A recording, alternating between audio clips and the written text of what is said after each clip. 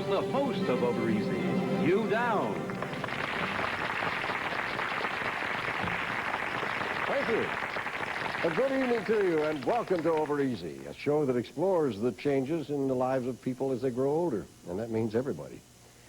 Our first guest tonight is Nancy Walker, whose character of Ida Morgenstern in Rhoda has come to symbolize the possessive mother, the hovering mother. I think you'll find when we talk with her in just a moment that she's quite different from the woman we all see in television in various roles.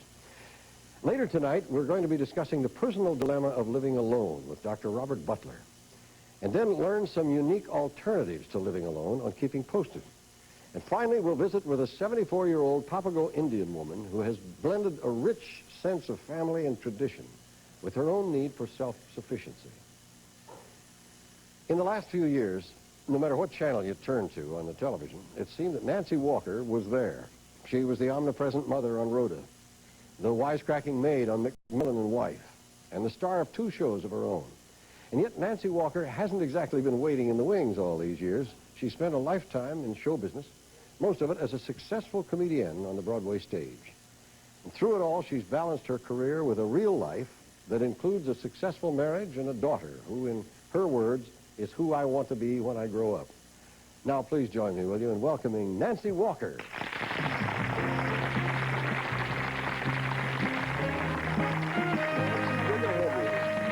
Nice to be here. Yeah, well, it's good to see you in person. I see you so much on the tube that I began to think you were just totally electronic, but I think that sometimes myself. I'm reassured to know that you are real still, and to see you again. I mentioned in that introduction that you are the antithesis, sort of some of the characters you portray on the screen, because you're hovering over children and so forth. Oh, I know. You have managed somehow to raise a daughter very successfully, and still you were away an awful lot of the time. You were working all that time. Well, I was away in the evenings, actually. You did get to spend time, though. Oh, yes. I made a point of never leaving her, really, coming to California or anything, because we wanted her educated in New York in a particular school, and I don't believe in breaking up families. And I think that there come very tenuous times when they can be broken up. And you never were heavily possessive either.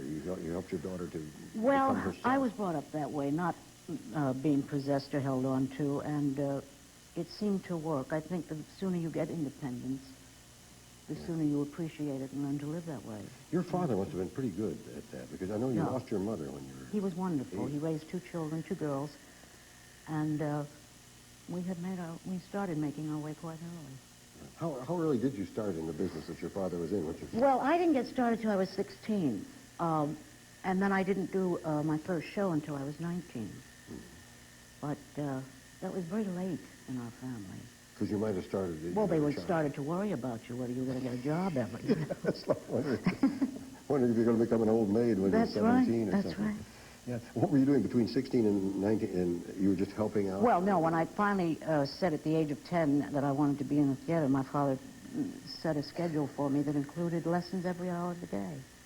So that your schooling... And I kept that up with my schooling, and I got out of school at 2, and then I was busy till 6. Right. Studying. And that went on for 9 years. Did that kind of discipline help you with...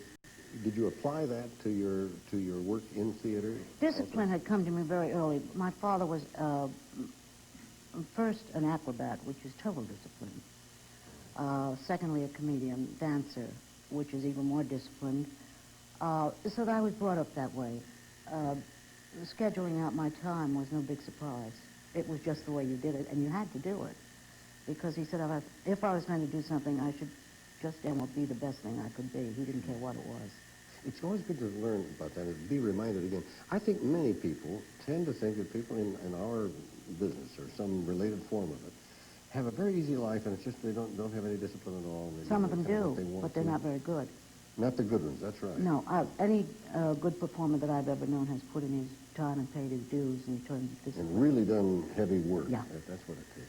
Another thing very nearly unique about you is that most people, even many successful people in television, if they're doing a series or show of their own or a standout part of some kind of, and then somebody else thinks of using them. They say, "Oh no, they're already Taken, occupied." yes, right. But you wind up sometimes 2 and 3 things simultaneous, and then with the reruns and everything. There were 2.5 years that I would get up at 6 in the morning and go to Macmillan till 1 in the afternoon, grab a sandwich, go rehearse Rhoda from 2 to 6, and then at 7 I would go over to Television City over in Fairfax, whatever that's called, and work on a variety show until about 11 o'clock at night, and start over again. At 6 the next morning? Yeah. It didn't give you a lot of time for... No, I didn't see the house too much.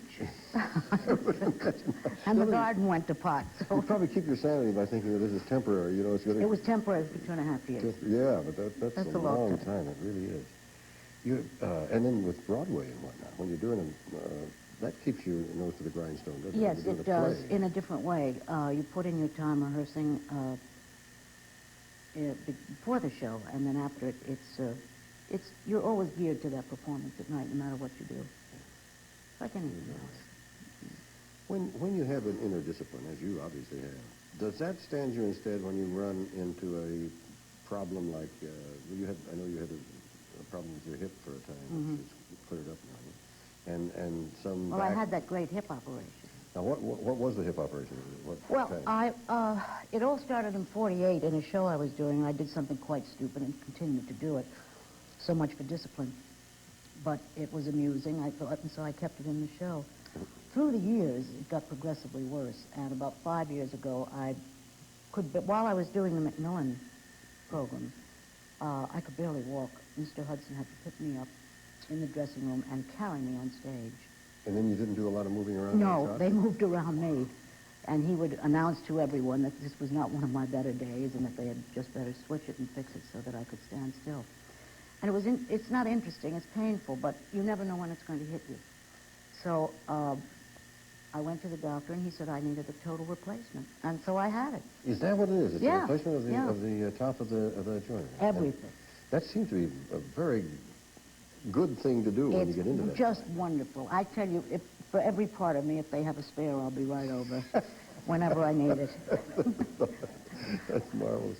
But you did work through that period, and yes. I know that wasn't pleasant or anything. No, it was very painful, but I was out to prove something, so you just put the pain out of your mind and go.